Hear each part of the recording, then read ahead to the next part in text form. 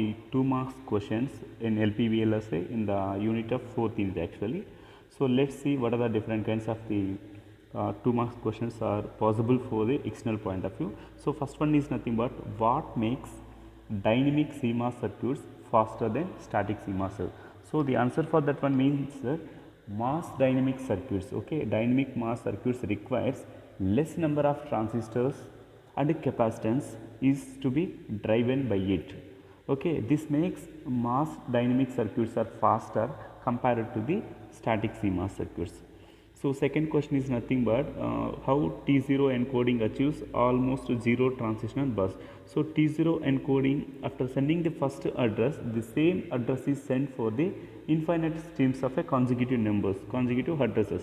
So the receiver side is informed about it by sending a some extra additional bit that is generally called as an increment bit. However, if the address is not consecutive, then actual address is sent. So T0 code provides a zero transition property for infinite streams of consecutive addresses. So that is the main thing of the corresponding T0 encoding achieves almost zero transition on the bus. That means it can be identified with the help of some extra bit actually. So the third question is nothing but what are the 3 levels of clock gating granularity. So generally we have 3 types of clock gating granularity. So that is nothing but first one is nothing but a module level clock gating, and second one is nothing but a register level, and third one is nothing but a cell level clock gating. So module level clock gating means that it requires generally, let us consider, so module level clock gating means that larger reduction in the power, but there is a limited opportunity. Okay, in case of the module level clock gating, it is a very large reduction in the power, but there is a limited opportunity. Second one is nothing but register level clock gating means that there is a more opportunity compared to the module level, but lesser power reduction. Third one is nothing but cell level clock gating provides a many more opportunities. It lends itself to automated insertion and can result in massive clock gated designs. So these are all the 3 clock gating granularity. First one is nothing but modularity means that power reduction is very high but limited opportunity. Register level case means that more opportunities, less power reduction.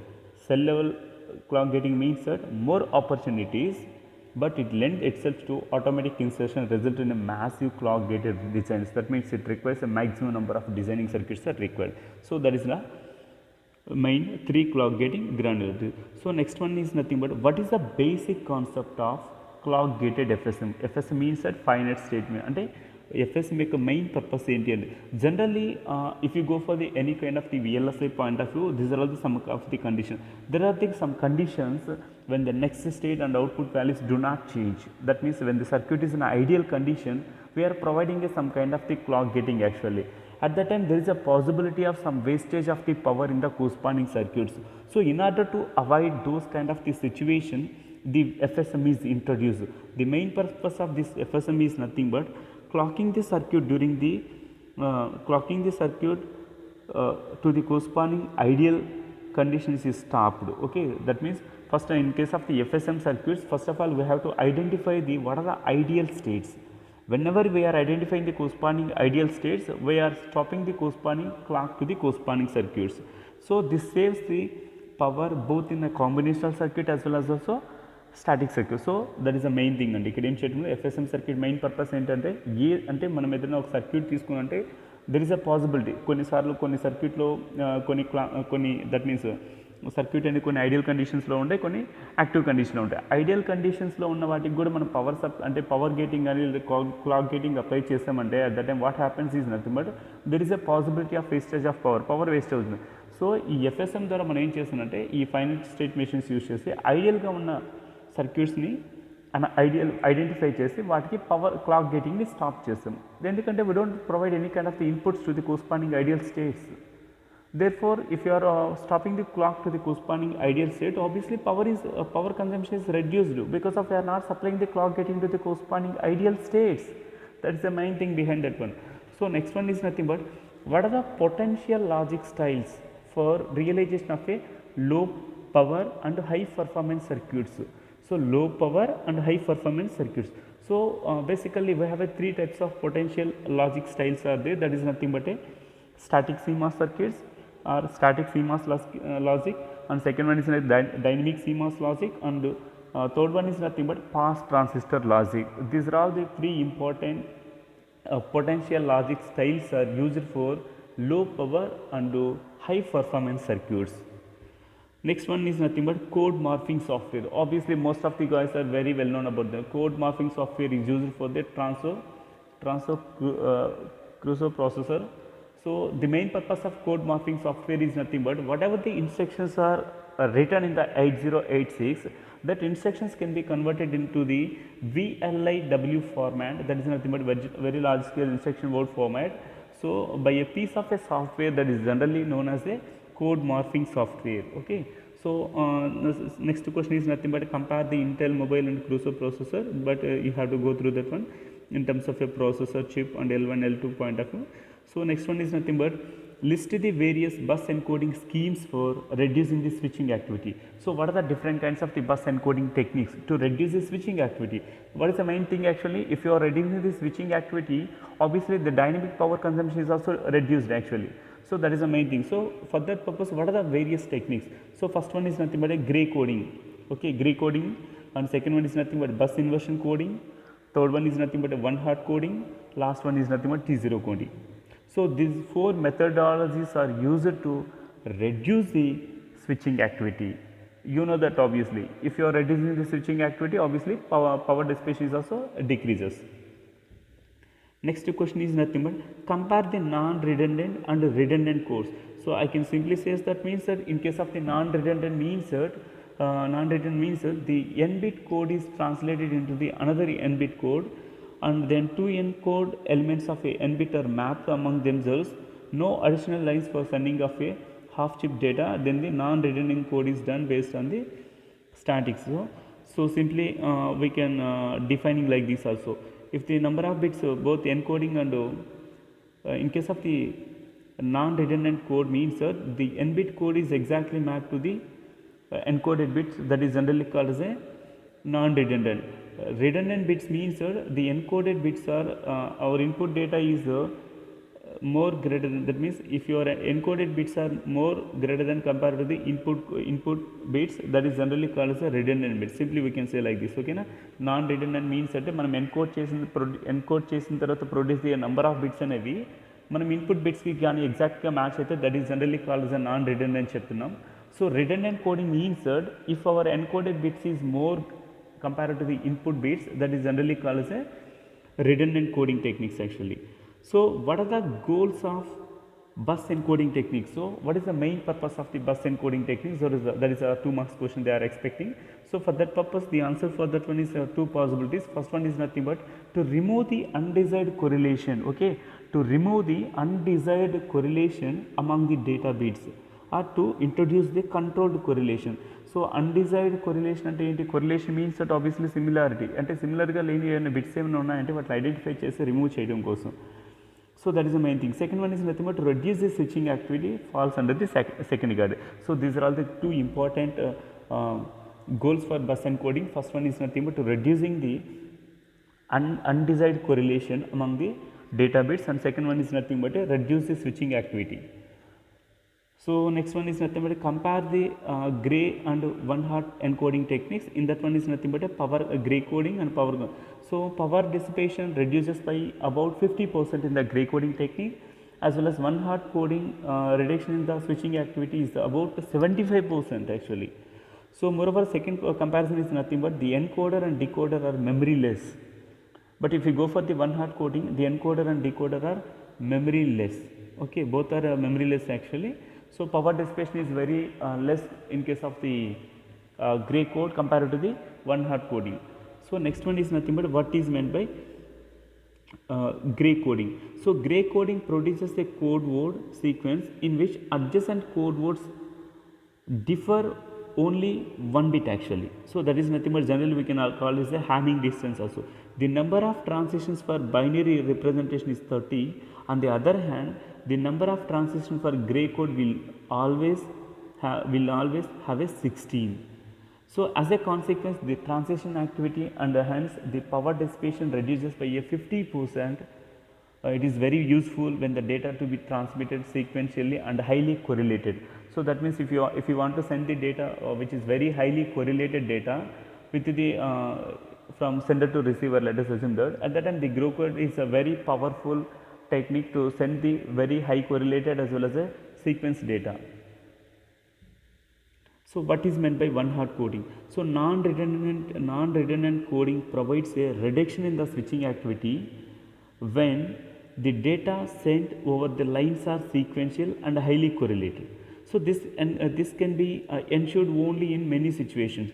So when the data sequences are random in nature, the gray coding does not provide reduction in the switching activity. If you want to reduction of the switching activity in all possible situations, we have to go for non-redundant coding. One-hot coding is a one non-redundant coding that always results in reduction in the switching activity. Here n-bit data word maps to the unique code of a m bit in size where m is equal to n. So in this case, two devices are connected by using a m is equal to 2n signal lines. So in this case, both encoder and decoders are memoryless. So one-hot coding means that obviously it is nothing but in case of the non-redundant codes provides a reduction in the switching activity when it is sent to the over a lines of a sequential highly correlated. Okay, now non-redundant code obviously man highly correlated data obviously it sent chestundi. But you know that generally the gray code provides a very effective reduction in the power consumption or power switching activity by 50% if the data is very highly correlated. But if you think very practically, this kind of highly correlated data is not possible in all the situations. At that time, the one-hot coding came into the picture. The one-hot coding is such a good technique. It is also a non-redundant coding that always results in reduction in the switching activity. So here the size of the corresponding n bits is equal to m bits actually. Moreover, it does not require any kind of the memory also. So that's why it is also called as a memoryless coding. So next one is nothing but what are the advantages of one-hot encoding? The most important advantage of this approach is that the number of transition for transmission of any pair of data words one after the other is 2. So that is nothing but 1 to 0 and 0 to 1 and 1 to 0 only. So the reduction in the dynamic power consumption can be computed. Although one-hot encoding provides a large reduction in the switching activity, the number of signal lines increases exponentially with n. So for example, n is equal to 8, the number of lines is equal to 2 power 256 actually. So the reduction in the switching activity by 75% in case of the one-hot encoding technique. Okay. So what is a bus inversion coding? So another redundant coding scheme is bus inversion coding, which requires only redundant bits, that is equal to m is equal to n plus 1 for transmission of a data words. So in case of the Hamming distance between the data t and the bus t minus 1 is more than n by 2, complement of a data t sent by an encoder over a bus t. So this is also one of the important bus inversion coding. So please go through that one if you have a time. So next, what are the bus inversion coding? So T0 code provides a zero transition property for a infinite streams of a consecutive addresses, and the average 35% of the reduction in the address bus switching activity is achieved by the encoding scheme. So next one is nothing but what are the clock gating challenges in the application specific integrated circuit, that is generally called as a ASI design flow. So we have some of the challenges are there in the clock gating. So that is nothing but a clock latency, effect of clock skew, clock tree synthesis, physical clock gating, testability concern. So these are all the some of the challenges are there in case of the clock gating also. So what are the disadvantages of a static CMOS circuit? So it requires a large number of transistors. That's why the large chip area is required. Moreover, delay is also increases, and spurious transitions due to the finite propagation delays from one logic block to the next logic, leading to extra power dissipation and incorrect operation. Because of, in case of the static CMOS circuit, obviously there is a possibility of some finite number of gate delays. Okay, that's why it leads to the some extra power dissipation also. And third one is nothing but a short circuit power dissipation is possible in case of the static CMOS circuit, and a weak output driving capability. That means weak output driving capability means it cannot be run more number of circuits and more large large input circuits also. So that's why that is also one of the drawback actually. A large number of standard cells are required, substantially engineering effort for technology mapping. So that means if you want to mapping the this technology to the another, obviously we need a extra engineering technology and manpower is required for the postponing point of view. So next one, coming to the what are the advantage of a static CMOS circuit. These are all the some of the advantages of a static CMOS circuit. That is nothing but easy of fabrication, availability of a mature logic synthesis tools and techniques, good noise margin, good robust property, and lesser switching activity, no need for switching restoration, good I/O decoupling, easy to implement, power down circuit. So no charge sharing problem. So these are all the some of the advantages of a CMOS logic circuit, like combines the advantage of a low power of a static CMOS and a lower chip area of the pseudo NMOS. So the number of transistors is substantially reduced by the reduced in case of the CMOS circuit actually. Moreover, these dynamic CMOS circuits are very fast compared to the static CMOS circuit, and no short circuit takes place in case of the dynamic circuit. No spurious glitching power dissipations and this kind of are not possible in case of the dynamic circuit. So obviously these dynamic circuits also having a certain kind of the drawbacks. That is nothing but disadvantage. It is nothing but a higher switching activity. In case of the dynamic circuits, higher switching activities takes place actually. It reduces the it increases the power dissipation. So not as a robust as static. Compared to the static CMOS circuit, these dynamic circuits are not that much of a robust. Moreover, in case of the dynamic circuit, we have certain kinds of problems like clock skew problem, okay, charge sharing problem, suffers from the charge leakage problem requiring of a pre-charging under regular intervals. So difficult to implement the power down circuits. Measured synthesis tools are not available. So these are all the some of the limitations associated with the dynamic CMOS circuits. So coming to the what are the advantages point of a PTL? PTL is a lower area due to the small number of transistors and smaller input loads. As the PTL is ratioless, minimum dimension transistor can be used. This makes a pass transistor circuit realization is very area efficient. So, but I think you remember in the first unit or maybe first unit part of that, we have some kind of a these like NMOS transistors and PMOS circuits as a ratio logic actually, ratioless. So, but if you go for the ratioed logic actually, but if you go for the pass transistor point of view, pass transistor logic, this is nothing but a ratioless actually. So that's why minimum dimension is also minimum dimension transistor also can be used for the realization. So this makes a very less area for the corresponding PTL also. No short circuit current and leakage current leading to the power dissipation. We don't have those kind of the association problems in case of the PTL. But PTL also having a certain kind of the disadvantages, that is nothing but when a signal is steering through, that means in case of the PTL we are using a different more number of transistors actually. When the signal is passing through the several stages of the pass transistors, obviously the delay can be considerable. If the delay is increases, what happens, obviously the performance of the circuit is also decreases actually. So there is a voltage drop as we steer signal through the NMOS transistor. To overcome this problem, it is necessary to use a string restoration logic in case of the circuit also. Moreover, pass transistor structures require a complementary control signals as well as dual intel cell wiring. That means it needs some extra complexity circuit is required for controlling all those things actually. So there is a possibility for a sneak path also. So these are all the some of the important 2 marks question in the 4th unit actually.